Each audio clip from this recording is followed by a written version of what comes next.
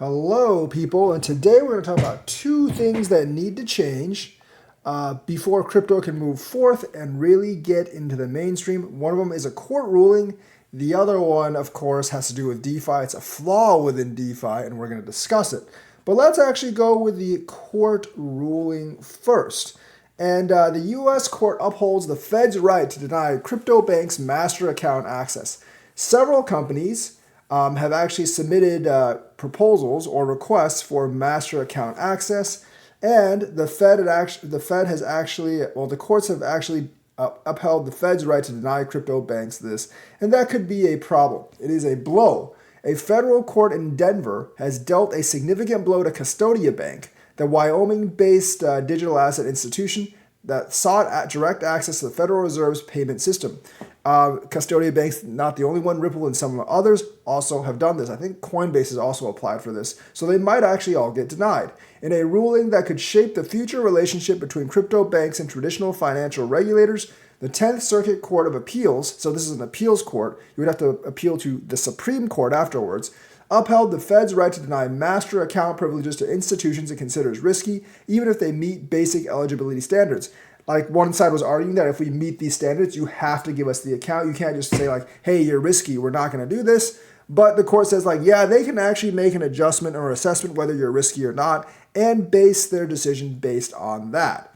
So Custodia's lawsuit, originally filed in 2022, argued that the Federal Reserve had an obligation to provide master accounts to all eligible banks, but that's not true, including those with state charters like his own. So Custodia does actually have a charter, and this will affect all the others that are applying for this Fed master account, which are several. A master account would have allowed Custodia to interact directly with the Fed's clearing and settlement systems, bypassing intermediary banks and establishing faster, more efficient payments for crypto-related businesses.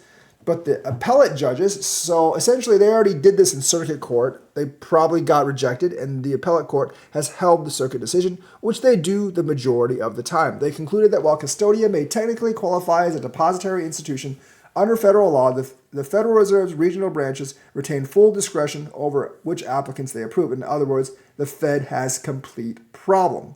So basically, the head judge was a Reagan-era appointee. Shows you how long these judges actually stay around, because Reagan was 88 through 92, which means it's been the better part of 40 years.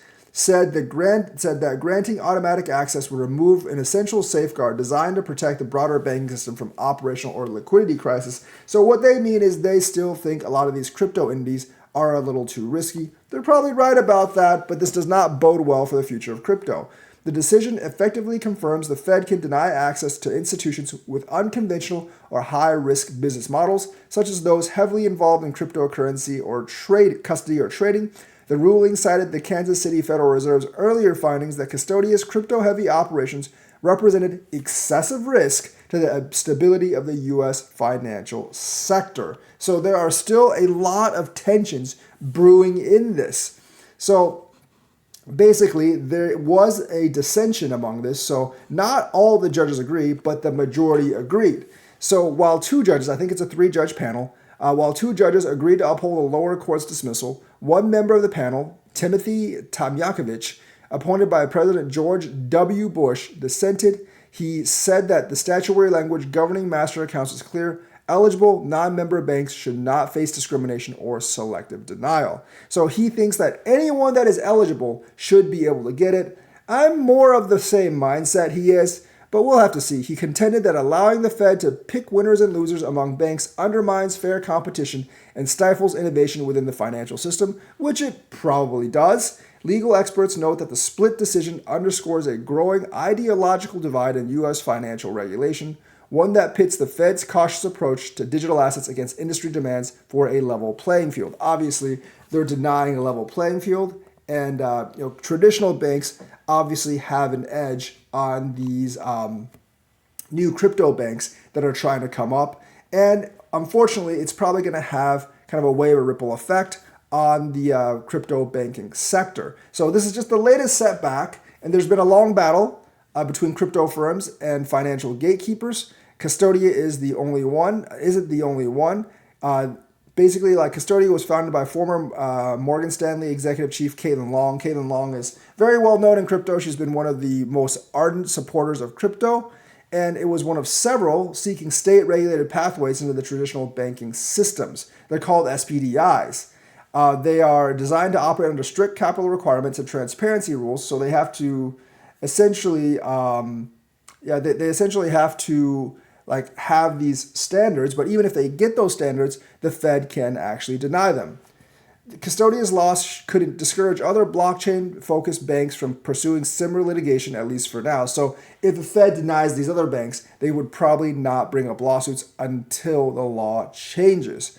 While the verdict strengthens the Fed's authority, the regulatory landscape could change in the coming years. Chair Jerome Powell's term is nearing its end, and speculation is mounting that his successor, potentially appointed by the current administration, could adopt a more accommodative stance toward digital assets. Some policymakers argue that integrating crypto institutions under the Fed's supervision could enhance oversight rather than increase systematic risk. So they're arguing that it could be the other way around. But this will impact the industry. It actually might hold back the advent of these new crypto banks accessing Fed master accounts for a year or two, and it could just delay things a couple of years. I think eventually they'll get access to the Fed master accounts. Eventually the law will change. Maybe they'll actually change it in this administration. We'll have to see. The midterms probably do matter in this case, and hopefully that will change. The other one is internal to crypto itself, and it's because of MEV bots, or maximum extractable value, and that has to do with the reordering of transactions in a block,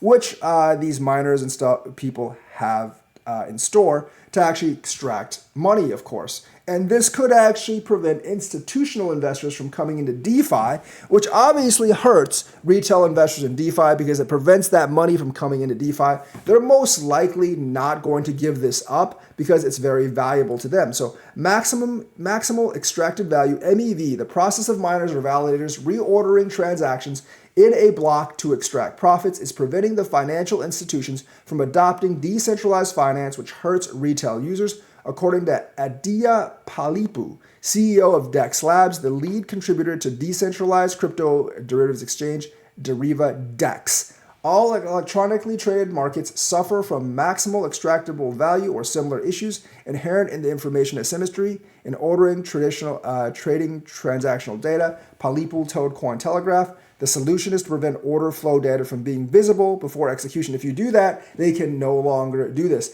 These guys do this reordering privately so people can't see. They obviously have an advantage. Obviously, it's not institutions that have the advantage, so they don't want to come in, which prevents the big flow of money from coming in, which prevents us from basically benefiting from this. So the solution is to prevent order flow data from being visible for execution through processing transactions in trusted execution environments, which handle transactions privately through a funded vault or some other mechanism, Palipo said.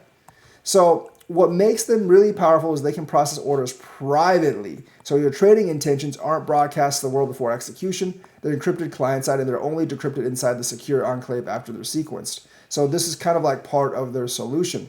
Blockchain agents and MEV boost supply chain. So a simplified graphic illustrating the MEV supply chain. So this makes front-running transactions impossible, which is what they do right now. Front-running transactions obviously very, very valuable, and obviously MEVs take advantage of this to make a lot of money.